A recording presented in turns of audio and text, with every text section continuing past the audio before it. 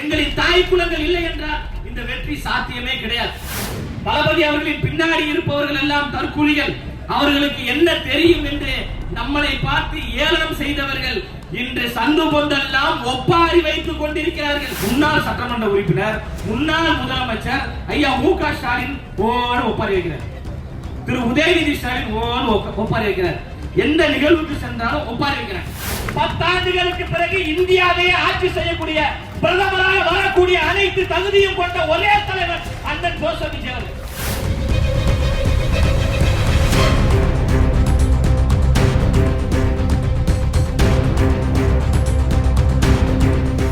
தமிழ்நாடு முழுவதும் ஆட்சி மாற்றத்தை ஏற்படுத்தியது இன்று மாண்புமிகு அண்ணன் ஜோசப் விஜய் அவர்கள் முதலமைச்சராக இருக்கிறார்கள் என்றால் இங்கே திரண்டிருக்கின்ற எங்களின் தாய் குலங்களே, எங்களின் அஞ்சலை அம்மாள்களே, எங்களின் வேலுநாச்சியார்களே, நீங்கள் செய்த புரட்சி தான் தமிழக வெற்றி கழகம் ஆளுங்கட்சியாக வந்தது. நீங்கள் செய்த புரட்சி தான் அண்ணன் ஜோசப் விஜய் அவர்கள் தமிழ்நாட்டின் முதலமைச்சராக வந்தார். நீங்க தாமா இந்த தாய் குலங்கள் தான் வீட்டுக்கு வீடு விஜய், தமிழ்நாட்டுக்காக விஜய் என்று சொன்னமே. அந்த வீட்டுக்கு வீடு விஜய் இருக்கிறாரு. விஜய் வேற யாரும் கிடையாது. எங்க வீட்டு புள்ள விஜய், எங்க வீட்டு புள்ள, எங்க வீட்டின் மூத்த மகன் என்று வீட்டுக்கு வீடு நீங்கள் வாக்குகளை அள்ளி அள்ளி தந்த எங்களின் தாய் குலங்களே, உங்களின் பாதம் தொட்டு எங்களுடைய நன்றியை நாங்கள் காணிக்கையாகும். எங்களின் தாய் குலங்கள் இல்லை என்றால் இந்த வெற்றி சாத்தியமே கிடையாது. ஒரு பக்கம் 25 பேர் கூட்டணி, இன்னொரு பக்கம் 15 பேர் கூட்டணி. ஒரே தலைவனை, ஒற்றை தலைவனை 40 தலைவர்கள் சேர்ந்து எதிர்த்து வந்த போது ஒத்த தல ராவணனாக, தமிழ்நாட்டின் 8 கோடி மக்களின் ராவணனாக வந்த தலைவர் அண்ணன் விஜய் அவர்கள். யாரை நம்பி வந்தாரு? தமிழ்நாட்டில் இருக்கின்ற தாய் குலங்களையும், தமிழ்நாட்டில் மாற்றத்தை விரும்பக்கூடியவர்களையும், தமிழ்நாட்டில் இருக்கின்ற இளம் படையினரை நம்பிதான் அண்ணன் விஜய் அவர்கள் தனித்து அரசியல் களம் கண்டார். 108 சட்டமன்ற உறுப்பினர்களை நீங்க கொடுத்தீங்க. கட்சி ஆரம்பித்து 2 ஆண்டுகளில் 108 சட்டமன்ற உறுப்பினர்களை வென்ற வரலாறு உலகத்தில் இல்ல, தமிழ்நாட்டில் நிகழ்த்தி காட்டிய ஒரே தலைவர் அண்ணன் ஜோசப் விஜய் அவர்கள் தான். தளபதி அவர்களின் பின்னாடி இருப்பவர்கள் எல்லாம் தற்கூலிகள். அவர்களுக்கு என்ன தெரியும் என்று நம்மளை பார்த்து ஏளனம் செய்தவர்கள் இன்று சந்து பொந்தெல்லாம் ஒப்பாரி வைத்துக் கொண்டிருக்கிறார்கள். அக்கா விஜய் தரணி அவர்கள் ஓமுக அப்படின்னு பேர் வச்சுக்கிறாங்க, கூமுக. அக்கா கூமுகன்னு பேர் வச்சாங்க. நம்ம என்ன பேர் வச்சிருக்கோம்? ஓமுக. ஓமுக என்றால் ஒப்பாரி முன்னேற்ற கழகம். ஒரு கல்யாண வீட்டுக்கு போறோம், ஒரு காது குத்துக்கு போறோம், என்ன பண்ணுவோம்? மணமக்கள் இருவரும் மகிழ்ச்சியாக வாழ, பல்லாண்டு காலம் வாழ, பல நூறு பெற்று பெருவாழ்வு வாழ்கிறதா நம்ம வாழ்த்துவோம். ஆனா முன்னாள் சட்டமன்ற உறுப்பினர், முன்னாள் முதலமைச்சர் ஐயா மு.க. ஸ்டாலின் ஓடு ஒப்பாரி வைக்கிறார். திரு உதயநிதி ஸ்டாலின் ஓடு ஒப்பாரி வைக்கிறார். எந்த நிகழ்வுக்கு சென்றாலும் ஒப்பாரி வைக்கிறார். இப்போ நம்ம பள்ளிக்கூடங்களை படிச்சிருப்போம், ஆ ஆ இ ஈ, அதே மாதிரி ஓ ஓ அப்படின்னு ஒண்ணு இருக்கு. இப்போ ஓனா ஓமுக, ஒப்பாரி முன்னேற்ற கழகம். அப்போ ஓன்னு ஒண்ணு இருக்கு. சட்டமன்றத்துல தலைவர் ஒரே ஒரு கேள்வியை கேட்கிறார். யாரை பார்த்து? உதயநிதி ஸ்டாலின் பார்த்து. ஒரே வார்த்தை தான், பார்ட்டி ஃபண்ட் அப்படின்னு ஒரு வார்த்தை கேட்ட உடனே துண்டக்கானம் துணியக்கானம் என்று கைப்புள்ள ஓடா என்று சட்டமன்றத்தை விட்டு ஓடிய திரு உதயநிதி ஸ்டாலின் அவர்கள் சொல்றாரு, சட்டமன்றம் சினிமா தரமாக இருக்கு. சரி, சினிமா தரமா இருக்கு. சரி, உதயநிதி ஸ்டாலின் யாருன்னா? ஈஷா சரவணன் யாருனாரு? உதயநிதி ஸ்டாலின் யாரு? சுதந்திர போராட்ட தியாகியா? இல்ல செக்குடுத்த செம்மலா? இல்ல இந்தி திணிப்புக்காக போராடினாரா? இல்ல தமிழ் மொழிக்காக போராடி இங்க அப்படி புல்லட்டை வாங்கி இருக்கிறாரா? கிடையாது. லாலா கடசாந்தி ஒன்னாலா நேந்தி நாமூந்தி அப்படின்னு பாட்டு பாத்தீங்களா? அந்த பாட்டுல டான்ஸ் ஆடினவர் அவர் ஒரு சினிமாக்காரர் தான், அவர் ஒரு கூத்தாடி தான்.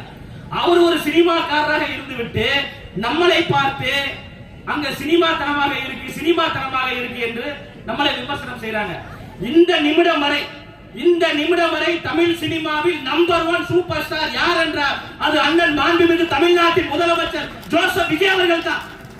ஆனால் என்னை இந்த இடத்திற்கு உயர்த்தியது தமிழ்நாட்டு மக்கள். அந்த மக்களுக்காக நான் திருப்பி சேவை செய்ய வரேன். அதனால் தான் வகிக்கக்கூடிய அந்த துறையான சினிமா துறையின் உச்சபட்ச பதவியான எனக்கு அது வேண்டாம். பேரும் வேண்டாம், புகழும் வேண்டாம், பணமும் வேண்டாம். என்னை இந்த இடத்திற்கு ஆளாக்கிய தமிழ்நாட்டு மக்களுக்கு சேவை செய்ய வருகிறேன் என்று தியாக உணர்வோடு வந்த தியாக தலைவன் தான் மாண்புமிகு தமிழ்நாட்டின் முதலமைச்சர் அண்ணன் ஜோசப் விஜய் அவர்கள். அதனால் தான் பெரும் மாற்றம். கட்சி ஆரம்பித்து 2 ஆண்டுகள் தான் ஆகுது. இவருக்கெல்லாம் யார் ஓட்டு போடுவாங்க?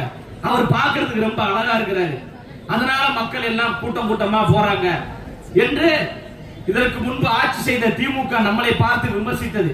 ஆனால் தமிழ்நாட்டு மக்கள் மிக சிறப்பான ஒரு பதிலடியை, ஒரு சிறப்பான ஒரு சௌகரியை நீங்க கொடுத்தீங்க. நாங்க எல்லோரும் கூடி கலையக்கூடிய கூட்டம் அல்ல, திமுகவை கூண்டோடு வீழ்த்தக்கூடிய கூட்டம் என்று தேர்தலில் விசில் சின்னத்திற்கு வாக்குகளை அள்ளி அள்ளி கொடுத்து தீய சக்தி திமுகவை ஓட ஓட நீங்க விரட்டிங்க. இதுதான் மாற்றம். மாற்றம் என்பது சொல் கிடையாது, மாற்றம் என்பது செயல். புரட்சி என்பது தானாக உருவாகாது, புரட்சி என்பதை நாம் எல்லோரும் சேர்ந்துதான் உருவாக்க வேண்டும் என்று மாண்புமிகு தமிழ்நாட்டின் முதலமைச்சர் அண்ணன் ஜோசப் விஜய் அவர்களுடைய தலைமையில் மிகப்பெரிய ஒரு மாற்றத்தை நாம் உருவாக்கிட்டோம். 52 வயது அப்படின்றாங்க தலைவருக்கு, பார்த்தா 52 வயசு மாதிரி எனக்கு தெரியுது. 26 வயசு. இந்த நண்பன் படம் பார்த்த மாதிரி இருக்கு தலைவரை பார்க்கும்போது. ஆலிஸ்வல் சொல்லுவார் தலைவர். அந்த அளவுக்கு மிகவும் ஒரு இளமையான ஒரு முதலமைச்சராக அண்ணன் அவர்கள் இருக்கிறாங்க. அன்னையிடம் நீ அன்பை வாங்கலாம், தந்தையிடம் நீ அறிவை வாங்கலாம், இரண்டும் இருந்தால் பேரை வாங்கலாம், பேரை வாங்கினால் தலைவரை போன்று ஊரை வாங்கலாம் என்று நல்ல பேர் எடுத்து தமிழ்நாட்டையே வாங்கியிருக்கிறார். கருணை இருந்தால் வள்ளலாகலாம், கடமை இருந்தால் வீரனாகலாம், பொறுமை இருந்தால் மனிதனாகலாம், இந்த 3 இருந்தால் தலைவனாகலாம் என்று ஒரு மாபெரும் தலைவராக தமிழ்நாடு மட்டுமல்ல இந்தியா முழுமைக்கும் அசைக்க முடியாத ஒரு தலைவராக அண்ணன் ஜோசப் விஜய் அவர்கள் இருக்கிறாங்க. இன்னும் ஒரு 10 ஆண்டுகளுக்கு தமிழ்நாட்டில் எப்போது தேர்தல் நடந்தாலும் அந்த தேர்தலில் மகத்தான வெற்றி வாகை சூடி மீண்டும் மீண்டும் முதலமைச்சராக, தமிழ்நாட்டின் நிரந்தர முதலமைச்சராக இருக்கக்கூடிய ஒரே தலைவராக அண்ணன் விஜய் அவர்கள் இருக்கிறாங்க. இப்போ தமிழ்நாட்டின் முதலமைச்சர். அடுத்த 5 ஆண்டுக்கு பிறகு அண்ணன் தான் தமிழ்நாட்டின் முதலமைச்சர். இன்னும் ஒரு 10 ஆண்டுக்கு அண்ணன் தான் முதலமைச்சர். அன்றே சொன்னார் லயலாமணி என்று பதிவு செய்து வைத்துக் கொள்ளுங்கள். 10 ஆண்டுகளுக்கு பிறகு, 10 ஆண்டுகளுக்கு பிறகு இந்தியாவை ஆட்சி செய்யக்கூடிய, 10 ஆண்டுகளுக்கு பிறகு இந்தியாவை ஆட்சி செய்யக்கூடிய பிரதமராக வரக்கூடிய அனைத்து தகுதியும் கொண்ட ஒரே தலைவர் அண்ணன் ஜோசப் விஜய் அவர்கள்.